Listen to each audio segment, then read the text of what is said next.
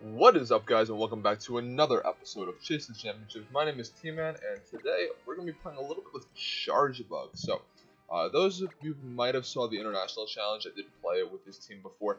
I figured I'd bring it to YouTube since it is such a fun team, and I think that it's actually a pretty cool variation on the Rain team. I don't think it's as good as the Rain team, but I think it's a pretty cool spin on it. Charjabug's battery ability allows it to have some pretty nice damage calcs. So, we're going to get a team of Crocodile, Tapu Fini, Gengar, Snorlax, Togedemaru, and Arcanine. So, how do I want to deal with this? I think Rain's really good here. I'm just worried about dealing with Togedemaru. Do I want to bring... First Charjabug, then Tapu Koko. I don't think I bring Koko here, but I do think I can bring Charjabug if I want to. Question is Hariyama MPZ a better option? I think it might be. I think what I want to do is lead with Harry PZ and then bring Ducks in the back. I just have to be careful of the Tapu Fini, and I need to save Porygon-Z to deal with the Tapu Fini, since if I don't, it can be pretty annoying to deal with. If I remember correctly, I do have Poison Jab on the Hariyama, so I do have other outs to it if I do lose it early on, but preferably we just keep Porygon-Z around. We can just go for Breakneck Blitz into the Tapu Fini, pick up a knockout that way.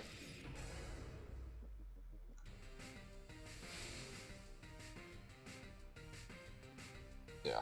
Goal here is just to get into Trick Room, since it's not really like a slow mode, just the Snorlax, and I can just close combat that, so... if I can get into Trick Room, I think I should be in a pretty decent spot. Alright. Hariyama, Porygon-Z into Togedemaru, Tapu Fini. Okay. So how do I want to handle this? He's Air Balloon, that's actually really good for me. What does he fake out? I want to think that he fakes out PZ, so I'm going to fake out the Tapu Fini and try and get Trick Room up. I think we're just going to end up trading fake outs here. And as long as he doesn't just Moonblast the Hariyama straight out and fake it out as well, I should be fine here. He's going to fake out Hariyama. Let's see if he Moonblasted. Go for Dazzling Gleam. Okay, let's see if I live this. Yeah, I will hang on. So yeah, this turn I can kind of just go for a Breakneck Blitz into the Fini in close combat. I'm just worried about that Gengar coming in.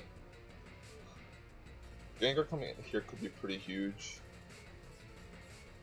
I'll still just go for close combat. And I think I go for Breakneck Blitz. Like, if Gengar wants to come in, it's like Gengar coming into Trick Room. That's not really going to be able to do too much. But then again, I really don't have a way to hit the Gengar. Togedemaru switches out into Gengar on that slot. That's actually fine. I just didn't want to take in the Breakneck Blitz. So yeah, close combat goes there, but yeah. This is what we wanted. Since Tapu Fini is by far the hardest thing for me to take out on the opposing team, so dealing with the Tapu Fini now is really huge. And I should just be able to clean up the rest of the game with the Rain mode.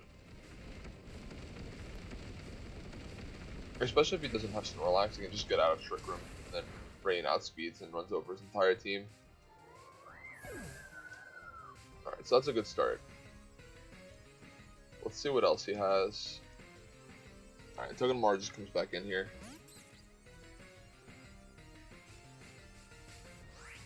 Do I want to protect here? I don't want to lose Harry. So then I'm just going to go for Tri-Attack into the Togedemaru. And protect. I just don't want to like give the Rain mode too early. Like if I set up Rain too early and then Pelipper comes in and then Golduck comes in and I've already wasted like 2 or 3 turns of Rain. I might not have enough to survive the end game. Alright, so he's gonna Sludge Bomb Porygon-Z. What do we want to do here? Close combat seems like a decent option. Does he have any switch-ins for close combat anymore? I took out Fini. I already see Gengar. Yeah, I think I can just go for close combat. I don't think there's any downside to that. And Trick Room turns, there's 2 left, so I think I'm okay bringing in Pelipper now.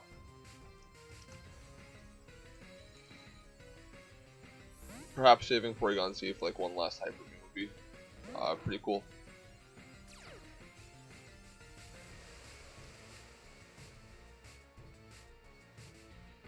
Alright, so Togi switches out, and Snorlax comes in, so that's gonna have to take a close combat.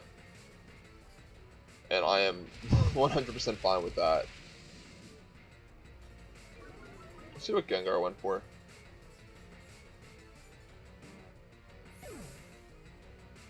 Sludge Bomb into Hariyama. Okay.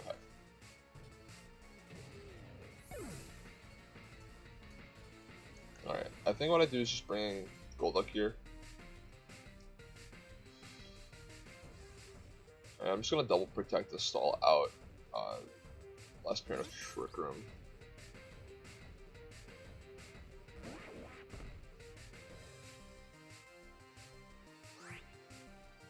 Because then next turn I can go for a Hydro Vortex into Togedemaru, and I can Hurricane the Gengar, break the potential Focus Sash there.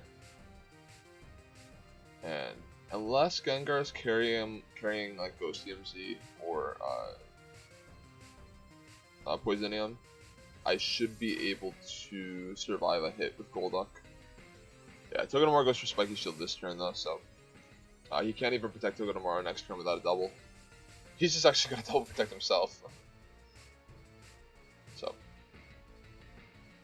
Golduck fails. Tailwind's gone, or Trick Room's gone, and I can just. Oh, that's right. That's right. I did Hydro Vortex already. I'm gonna go for Hydro from the Togedemaru. And do I Tailwind here?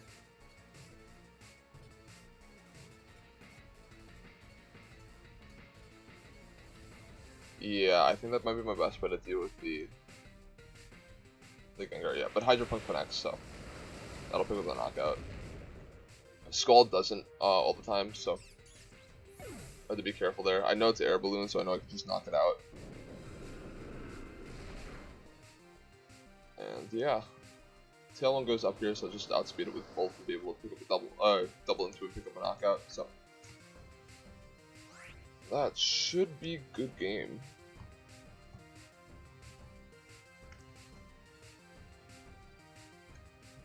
To be honest, like comparing this with my usual version of Ducks, it's just a much more offensive version of it. You take P2 off, you put on PZ, which puts on a lot more pressure with you know, Breakneck Blitz.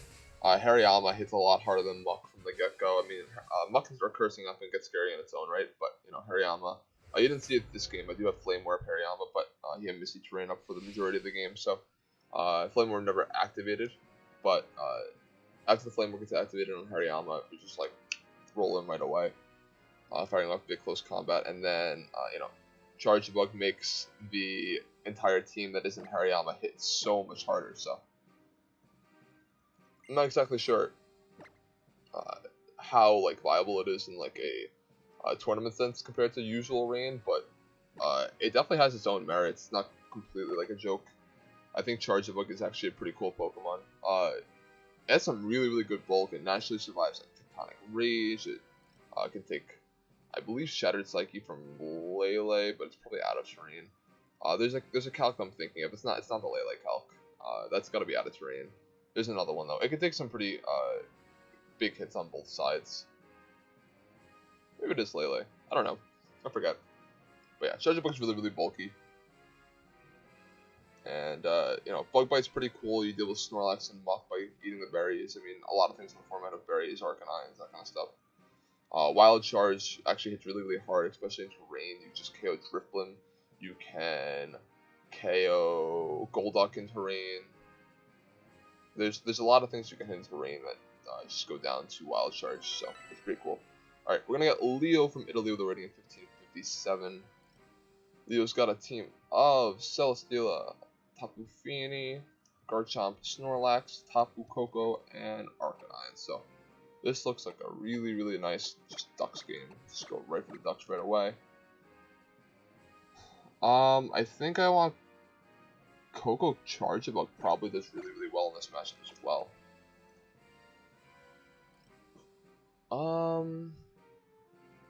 Like Hariyama hits the Snorlax, but I'm too afraid of the Lele to bring it. Charjabug's still gonna be doing good damage to that Celesteela. I can Bug Bite the berry off of the Snorlax, so I think I'm like 100% fine with this.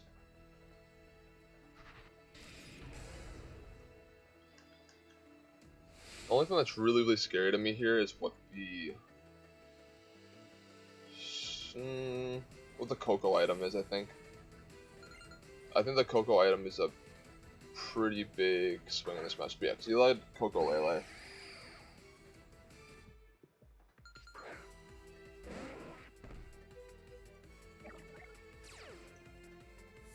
So like here, usually I can go for you know, Vortex into Coco, I think, and Tailwind.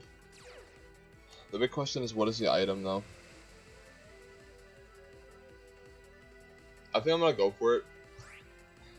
If this is anything like Sekium's version of the team, it's what is it, Guardian of Alola Coco, or some sort of Z move on Coco. So that I'd be fine with, because that also would mean Scarf Lele. The team's too different. It's probably got a lot of different sets on it, so I'm not gonna take that really into account. Just be cool if it was. Alright, Lele's gonna protect him. We're gonna get the Hydro Vortex off. Let's see if it is Assault Vest or Sash or one of those items. Assault Vest is the one I think I'm most afraid of. I mean, if Sash is the same exact thing, it just lives. Sash actually gives him access to protect next turn too, so. Let's see. Alright, so it is going to be Assault Vest. And he's going to Thunderbolt, which slot. Golduck. That's probably just pick up a knockout. No, it doesn't. He got the Paralysis, but, you know, with the Paralysis nerf, I will still outspeed Tapu Koko because I have Rain and Tailwind. I'm just worried about the chance of actually connecting. Let me go for, I think, Hydro Pump Brine into Lele. I think it's very likely that the Tapu Koko protects here, or switches out. It didn't. I missed Hydro Pump, so that's probably the worst case scenario. Yep. Alright. Thunderbolt targets down Pelipper. What did Lele go for? The only thing I don't want to see here is Dazzle. Alright. Psychic's fine. Kills Golduck. Not really much I can do about that. Big thing is I still have, you know, Coco here, so I'm gonna be able to Thunder. I think I actually want to switch out into Charjabug and Dazzling Gleam here. Will that pick up the Lele though? I don't think so. Alright. What are his switch-ins on the Coco slot? Does he have any? I think Brian is still probably just safer just in case Arcanine comes in.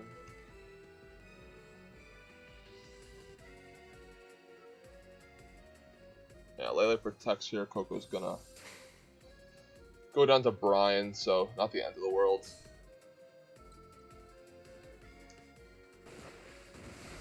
Alright, so what's in the back? I guess predicting the switch a few turns ago wasn't really safe because he doesn't really have a safe switch into a water move. I guess you just sacrifice Coco there. It's a pretty bad assumption on my part. Alright, so there's Selly. So with Selly and Lele, what does he do?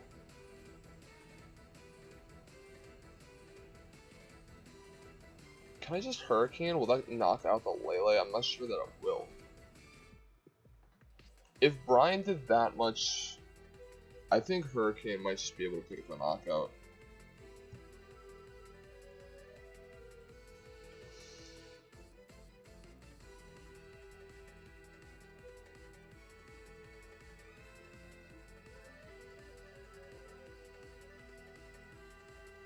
Yeah, let's go with that. Because I think that generally covers a switch pretty well too. So, yeah. Celestial is going for Protect. I thought that was pretty obvious. I'm pretty confident that Hurricane will pick up the knockout. That's why I didn't just Thunder the Lele.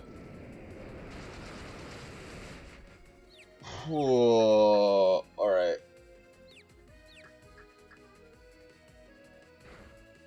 That's one way to guarantee the knockout.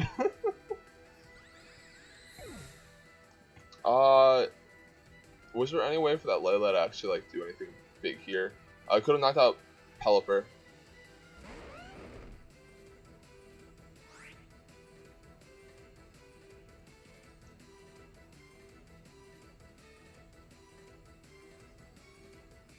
He's not Scarf Chomp, is he?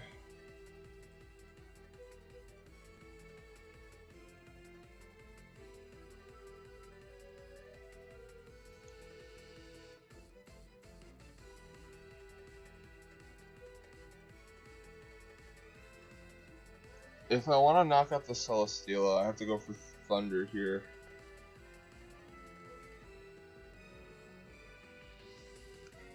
Or I can switch to Charjabug and Volt Switch.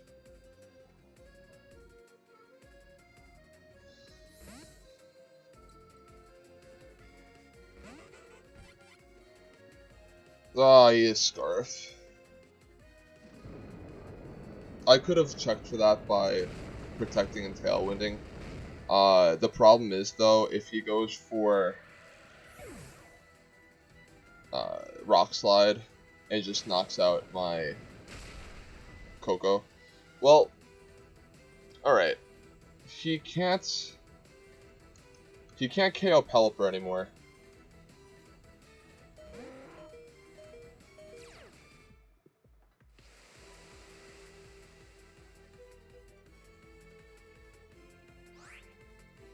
What is Celesteela target? I still think I can win this game if I predict which the Celesteela targets. Because if he doubles Charjabug,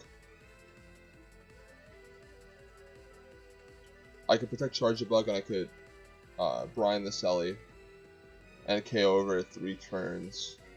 If he targets down Pelipper, I could just Wild Charge him. I want to say he targets down Pelipper, so I'm going to protect Pelipper and I'm going to Wild Charge. Because Garchomp's locked into Earthquake now, he can't KO the Pelipper. And Earthquake's going to do a decent amount to charge the bug. I don't think I'll live the double.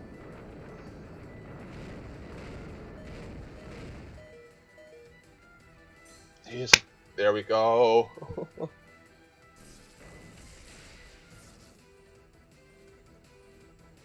Live. Alright.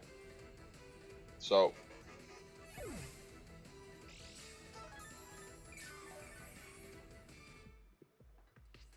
I don't think he'll heal above 50, so I think Brian will pick up the knockout. Because he protects this turn for certain. The question... I guess the question then is, does he hit the double?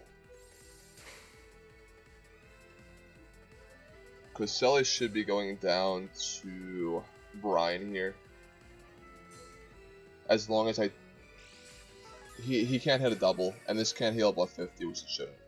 Yeah, alright. So. He's still under 50%, so Brian is 130 base power. I need him to not hit a double. He didn't go for it. This should pick up the knockout.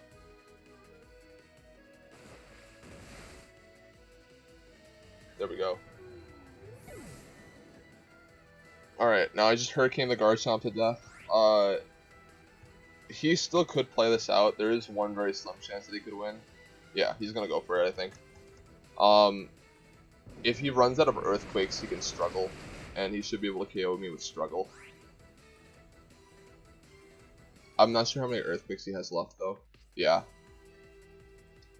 If he had more than one more left, I still won anyways, so. Yeah, he only used like 3 or 4 before that, so I think I was pretty safe there.